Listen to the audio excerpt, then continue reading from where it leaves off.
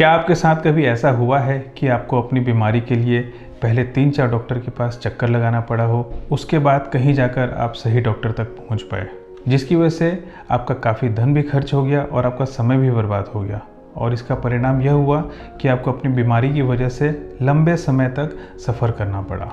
आज हम कुछ ऐसे ही बीमारी और उसके लक्षण के बारे में आपसे चर्चा करेंगे, जिसके लिए आपको स्पाइन स्पेशलिस्ट के पास जाना चाहिए बजाय कि किसी और डॉक्टर के पास। हाय, मैं हूं डॉक्टर विमल अग्रवाल, कंसल्टेंट स्पाइन स्पेशलिस्ट। अगर कोई दर्द आपके कमर से शुरू होकर पैरों तक जाए, पैरों में झुनझुनी भर जाए या सुन पड़ जाए तो इसे साइटिका कहते हैं, जो कि कमर में स्लिप डिस्क या स्पॉन्डिलोसिस की वजह से होता है। अगर आप ऐसी कुछ प्रॉब्लम फेस कर रहे हैं तो आपको स्पाइन स्पेशलिस्ट की सलाह लेनी चाहिए।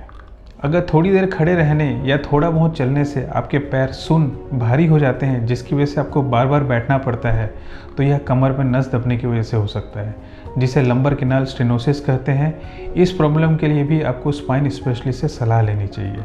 अगर आपको करवट बदलने में कमर में तकलीफ़ होती है या पोस्चर चेंज करने में प्रॉब्लम होती है, जैसे कि लेट कर बैठने में, बैठकर खड़े होने में, तो हो सकता है आपके कमर की हड्डी में गैप आ गया हो, जिसे स्पॉन्डिलोलिस्थेसिस कहते हैं। इसके लिए भी आपको एक स्पाइन विशेषज्ञ से कंसल्ट करना चाहिए।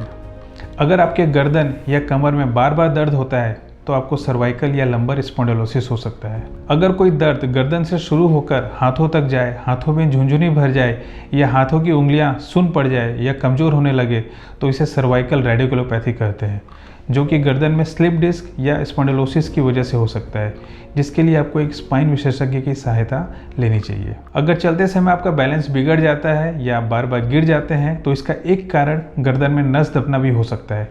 इस कंडीशन को माइलोपैथी कहते हैं। इसके लिए भी आपको एक स्पाइन विशेषज्ञ से कंसल्ट करना चाहिए।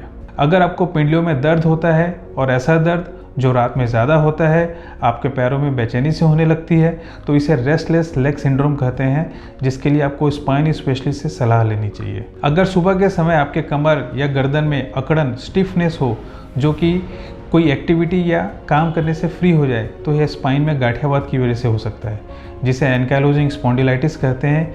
इसके लिए भी आपको स्पाइन स्पेशलिस्ट से परामर्श लेनी चाहिए। अगर आपकी रीढ़ की हड्डी में चोट लगने की वजह से फ्रैक्चर, बचपन से कोई टेढ़ापन, कुबड़, कोई ट्यूमर या टीबी है, तो इसके लिए भी आपको स्पाइन स्पेशलिस्ट से डिस्कस करना चाहिए।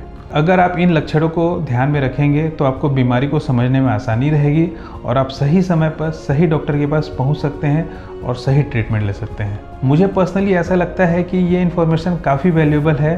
अगर आपको भी ऐसा लगता है तो आप इसे अपने प्रियजनों और मित्रों के साथ शेयर कर सकते हैं, ताकि उनको डिसीजन लेने में आसानी हो सके।